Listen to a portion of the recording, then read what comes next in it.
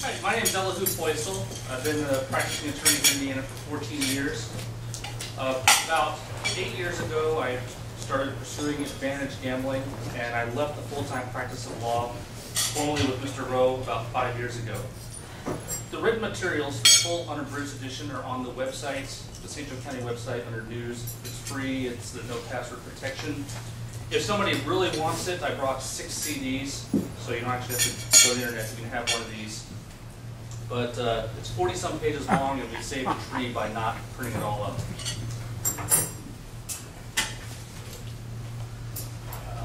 I'm going to skip around on some of the topics. I want to focus a lot on the changes. Once I've covered the law, I'll pretty much take any questions on any gambling topic, not just law related.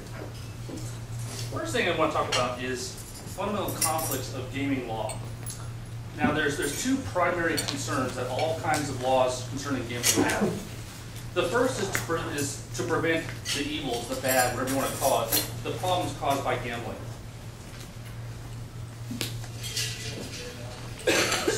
Unregulated gambling has a tremendously high social cost, or at least a lot of the studies suggest that. There was a study in Atlantic City that suggested that gambling contributes to unemployment, contributes to bankruptcies. There was a study showing that the cost of having a casino is roughly double the cost you gain from the income from taxes and the employment benefits due to bankruptcies, increased crime. There was a study in Florida that showed it was roughly 3 times the benefit. Indiana and every other state that's opened up a casino has done an independent study, and without exception, every single casino-sponsored study has shown minimal risks. So there's some disagreement here. My take on it is, in general, it's probably bad for society, which probably sounds a bit odd considering I do it for a living. Second, the biggest concern most legislators have when they're going to allow it is, how do we make money for the state? Legal gambling in Indiana has generated over $5 billion in tax revenue in the last 10 years. So there's a tremendous amount of money to be made from it. And the huge benefit from a legislator's perspective is they're not increasing the taxes of everyone here. It's a hidden tax on the people who don't even realize they're being taxed. A disproportionate amount of the taxes paid through casinos comes from the lesser educated or compulsive gamblers. Now there's a third area, I'm going to call it a non-conflict, which is the problems you have when you have an advantage player, someone who's able to beat a casino or a sports book, and how does a casino deal with that, or how does the gaming commission deal with that? And without exception, almost without exception, no states care about advantage gamblers, and they're going to not worry about the fairness of the law and how it affects them. And there'll be a lot of examples of that later, and I've seen some pretty horrendous stories that would shock people.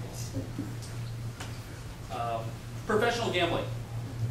What is the legal definition of professional gambling, and why do you care? Professional gambling, as defined by the law, is illegal. It's a felony.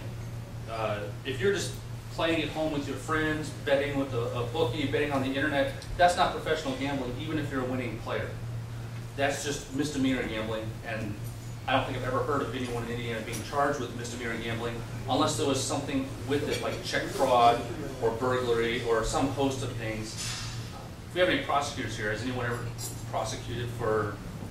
But anyway, what you need to worry about, though, is what's called professional gambling. Professional gambling is when you are in the business of making money from other people. So you're charging, one way is, for example, as a bookmaker. If you are making book, you're taking bets from people on football games. Now the way most bookies do it, you bet $110 to win 100. So say Notre Dame is a 6.5-point favorite. You get one guy who bets on Notre Dame minus 6.5 points. They put $110 up to win 100. The other side is betting against Notre Dame plus 6.5. 110 to win 100. And when they get that balanced action, they don't care if Notre Dame wins or loses or covers or not. Because either way, one person loses $110, another person wins 100. They don't care. They take their $10. If you are charging juice, as they call it, you're a professional gambler. Another example of a professional gambler would be somebody who is selling unlicensed lottery tickets. Say I print up 1,000 tickets and I'm going to sell them for $1 each, and I'm going to pay out $500 on these tickets, or a 50-50 draw that's unlicensed. You're juicing people, you're charging them, you're paying out less than 100%. And anytime you're doing something where you have an advantage against people, a mathematical advantage, and you're the organizer, you're probably involved in professional gambling, and that's a felony under Indiana law. So you really, whatever you do, you want to make sure you're not doing that. What about the drawing for the Harley? Now there are exceptions. There are charity raffles, and these had better be licensed. If it's not licensed, it's probably professional gambling. Now I've never heard of a charity getting, or a charity organizer getting prosecuted with it, but it may get canceled or cause some complications. And in the written materials, I'm not going to go into detail about charity events, but if you're interested in running a charity event, or you really want to know the law, I'll give you one of the CDs, or you can get it off of the site.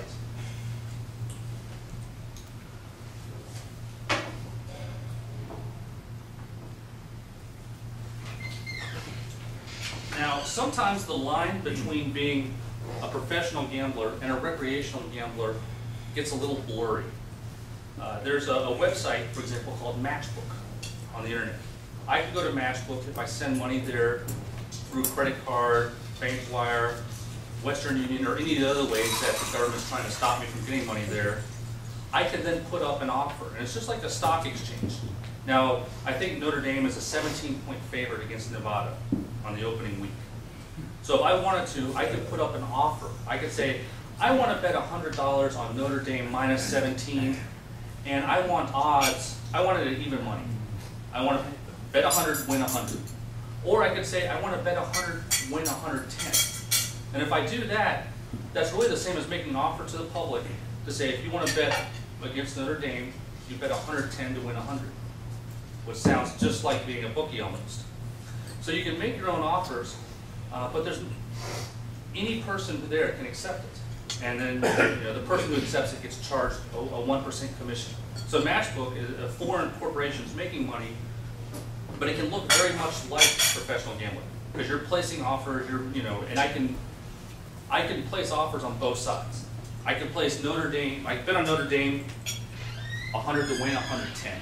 So if you want to bet it, and I can bet the other side 100 to win 110. But just like the stock market, if I'm asking for too much, someone's going to undercut me.